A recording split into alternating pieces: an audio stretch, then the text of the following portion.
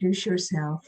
My name is Maureen Sullivan, and I am talking with Jean Dowell as a part of our story gathering project with the Urban Appalachian Community Coalition. Jean, would you introduce yourself? Well, thank you, Maureen. I'm Jean Dowell, and I grew up in Union Grove, North Carolina, but I've lived here ever since 1970. So Cincinnati is now my town. Right, almost 50 years. I know, it's hard to believe. I know. Gosh, it's a little over 50. I hadn't even thought about it like that. Yes. I guess like among the I have both questions that are just my questions, but I also have the questions for the story gathering project. And one of the things that's recommended is that we talk about, you said you were born in North Carolina, and just a little bit about when you were born and or where you were born, and then, you know, the place and your family and what have you, and then your growing up time. Okay, I can talk about that.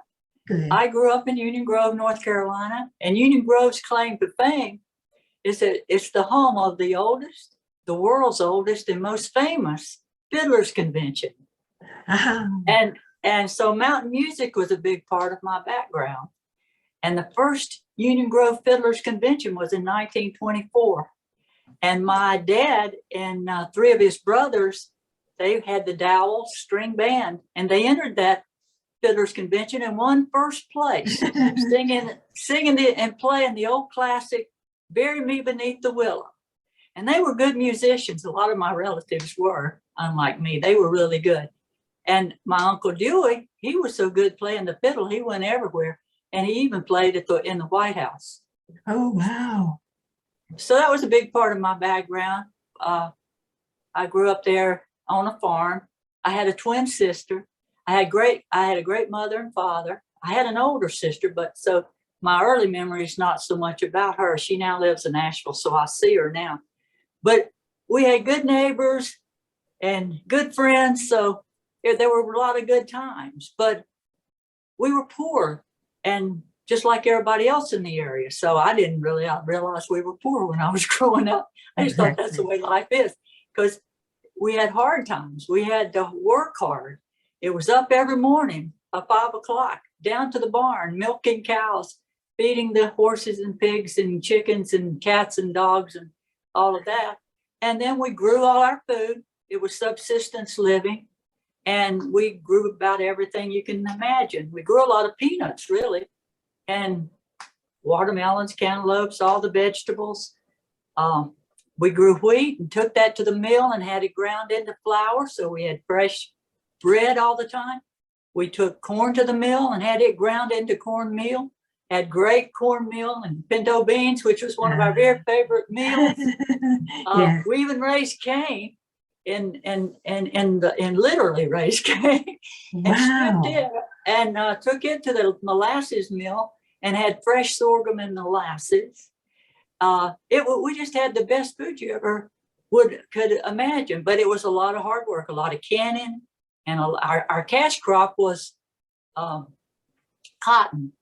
And so that was a back-breaking job. So we were in the cotton field a lot, picking cotton with a big old sack tied around your back and filling it up. And, you know, cotton doesn't weigh very much, but when you get that sack full, exactly, yeah.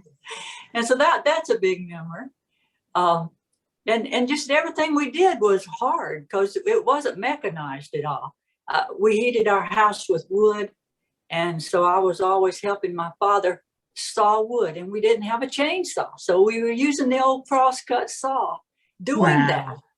And when I went off to college at Western Carolina University, and during those summers I would get a job. The first one I got, my twin and we put our coins together and bought my dad a chainsaw.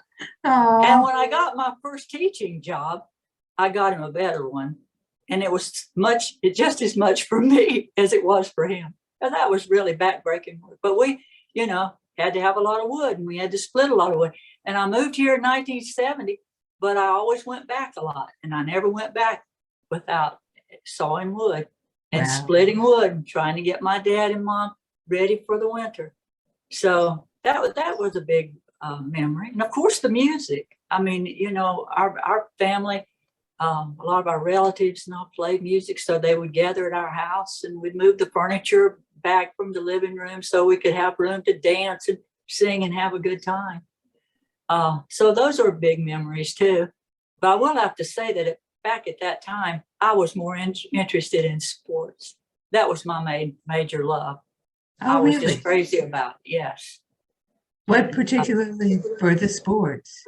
Well, you know, in Union Grove, believe it or not, back in those days, I graduated from high school in 1962, but girls basketball was just as big as boys basketball. Oh, And by the wow. time I was in the first or second grade, well, I was working hard, as I was telling you, but I worked hard as I could to be the best basketball player in that whole area.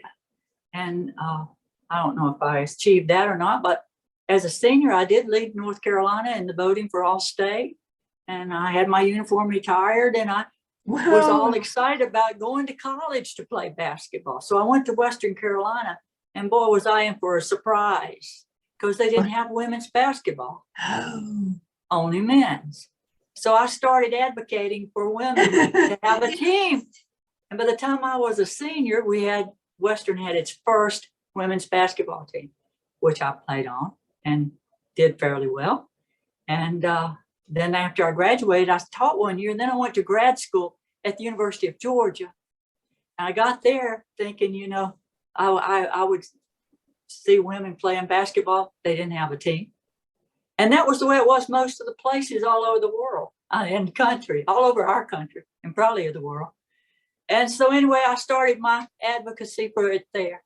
And I finally got them to understand that it was so inequitable and unjust for a big university like that not to include women in its sports program. So they started women's basketball and asked me to be the coach. So I was the first head basketball coach for women at the University of Georgia. Wow, that's So wonderful.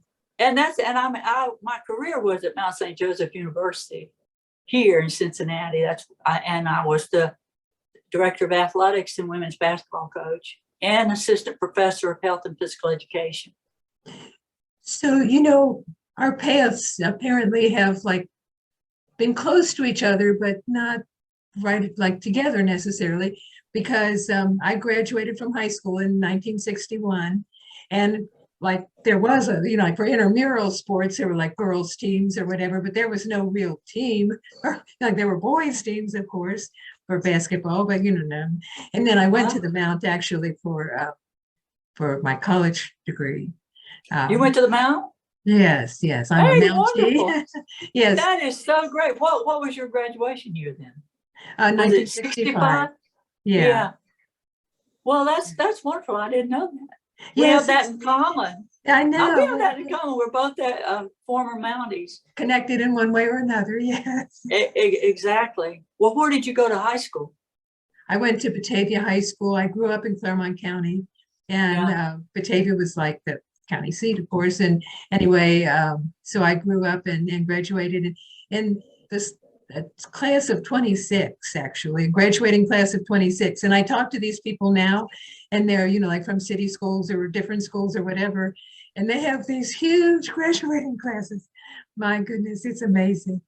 As big as my college graduation, I guess. And that wasn't very large, it's not like you see today or anything. But the thing is, it's interesting how our paths kind of, like all the different paths of all of our lives meander around and cross over and go away and, whatever. I know it is interesting that that's the way it is. But So you came from Georgia to the Mount?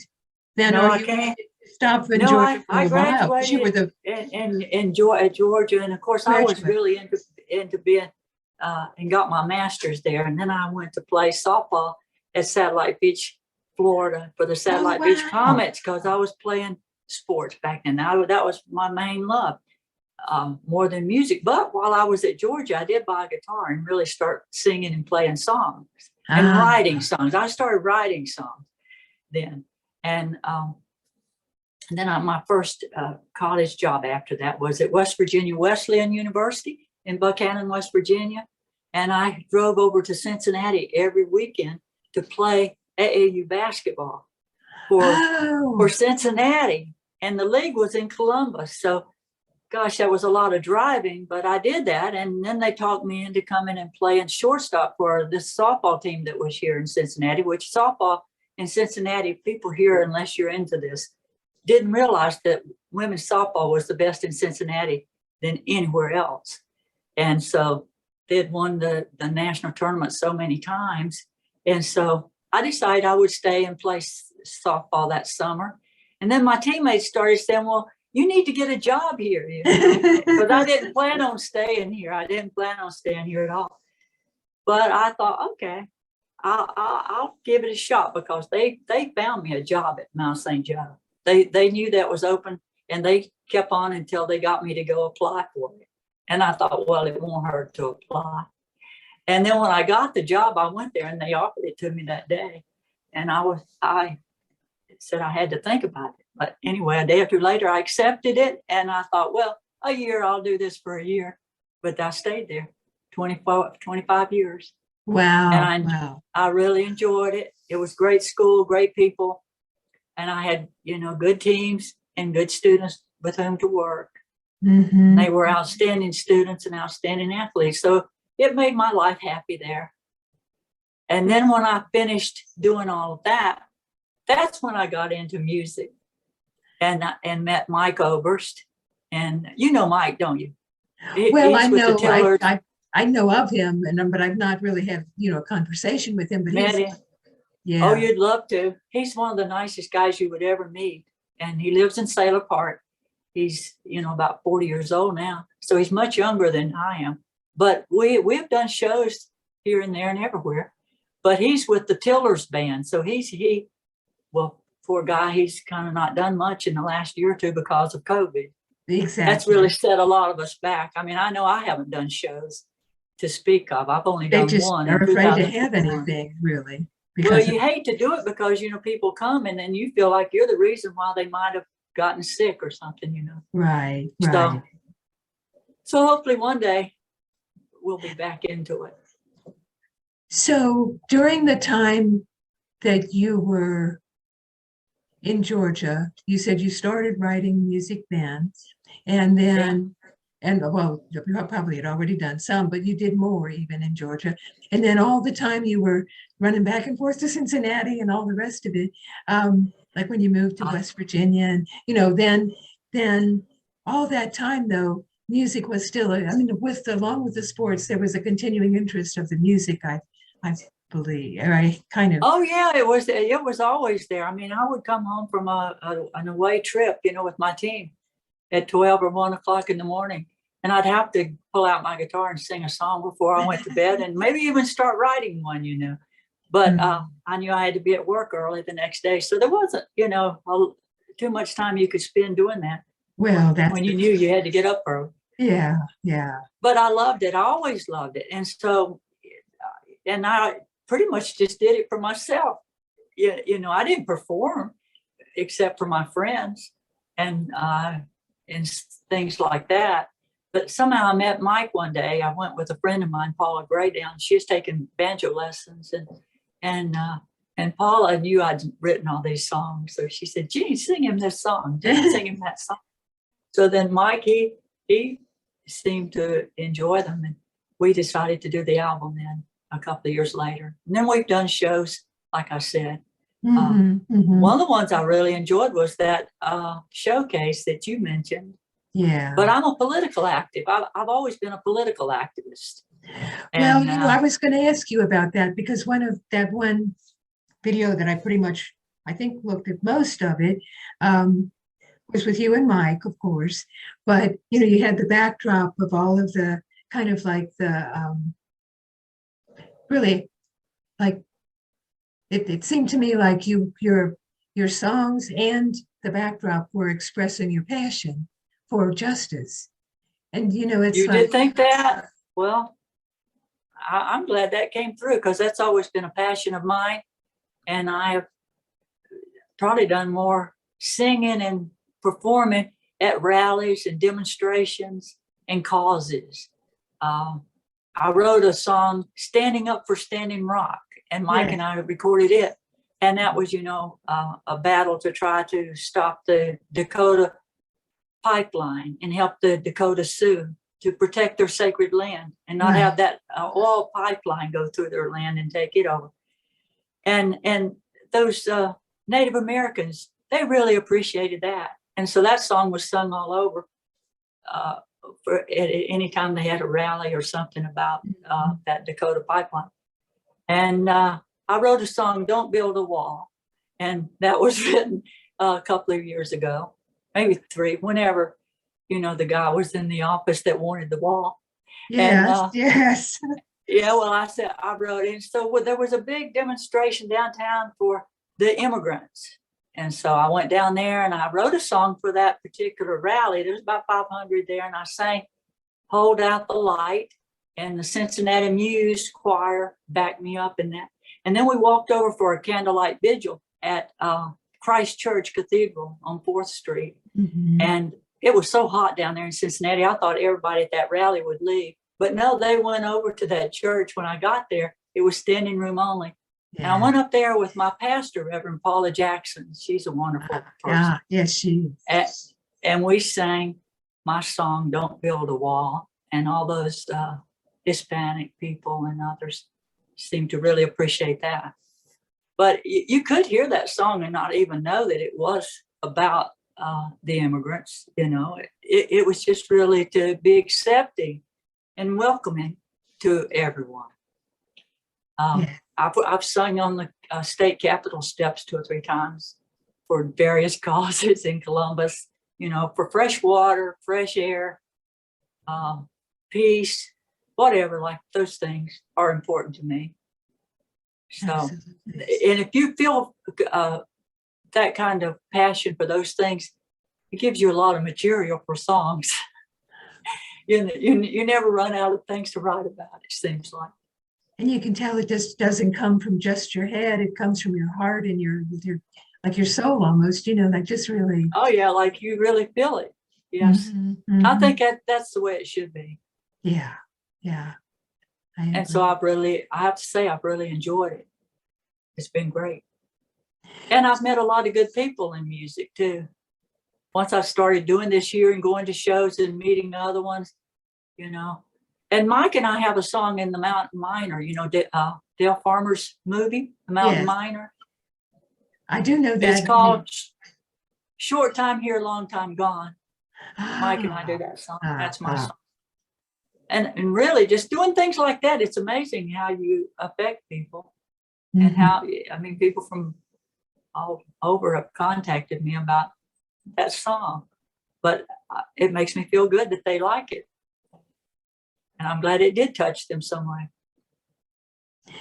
I don't think this question is building walls. I hope not. But, like one of the things that, of course, we're concerned about or think about or talk about or whatever is Appalachian identity. And as I listen to you, I feel like not only were you born in Appalachia, but you like some of those values and, just kind of what I think of as Appalachian culture is kind of like a part of what comes through. And I'm wondering how maybe you think about Appalachian culture related to the things that you care about now, even, it continues to, I guess I'm thinking that your culture, your values, whatever, in a person's life helps to inform and guide, maybe. It's probably not the right word. You're the person with words. You should help me here. Well, I don't know that being born there in the area that I was really made me all that much of a political activist, say.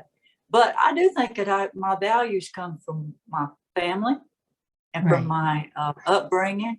I learned hard work and to be honest and have integrity in everything that you do or don't do it. Yes. And I think that is indicative of a lot of people from Appalachia, myself. I mean, they are hardworking people. They do believe in doing right and being just and so forth. But, you know, my cause might not be someone else from Appalachia's cause. You know what Well, I'm saying? that's true, of course, yes. I mean, But- he said it specifically, you know, because look how our country right now is so divided, it seems like, in terms of certain issues and everything. And I'm sure if you were in the Appalachian area, it would be like that, just like it is everywhere else. Right. But a lot of who I am does come from my being born there in Union Grove, and my parents, and they're being really good people. And my twin, I think everybody should have a twin. There's nothing better than that, because you share everything. And I've never known twins that didn't get along, but you just share everything, not just your birthday, but your first day ever to go to school and Yeah. whatever. Yeah. So that's a really good thing. Does she, would you Well, say? this is a tragedy in my life. A tragedy in my life was my twin, who was killed when she was 28 going to work one morning in a car accident. Oh. So that was a real calamity for me, very tragic. But of course, those things happen in life to people. Yeah, People yeah. have endured worse things than that, but I've always been upset about it. You never get over that. She was a wonderful person. Well, yes. I mean, I have obviously I have no experience with that, but you know, it's like you shared your life from the inception. I mean, the very beginning. Yeah, right. Yes, you did. And then, Oh, like you yeah. say, like all of the first things, you know, like the first day of school, the first, like all of that. Everything was at first. Yeah, right. Yeah. Of course, when somebody like that dies, then it's your twin, you know, birthdays can be bittersweet then. Yeah, yeah.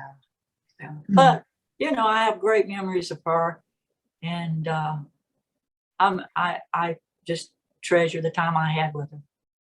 Did she also go to be a teacher, like to go to college and? No, she didn't. She was planning on it, and then she decided not to.